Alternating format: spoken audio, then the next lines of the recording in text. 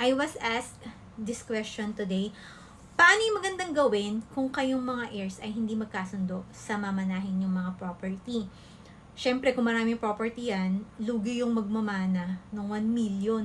Tapos merong isang kapatid na nagmana nung worth 10 million na house. Lugi nga naman. So, ang maganda dyan, kung hindi talaga kayo magkasundo, ibenta nyo na lang lahat. So, yung magiging sales proceeds na yun, yun na lang yung paghatian nyo equally. Or, kung may structure yan, or kaya located sa mga magagandang area, paupahan ninyo, di ba?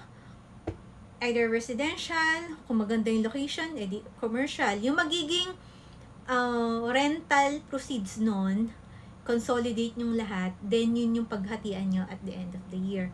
Much better yon para at least yearly may passive income kayo. These are my personal opinion. Kayo, meron ba kayong mas magandang advice kung paano yung gagawin kapag hindi magkasundo sa hatian ng property? Comment below.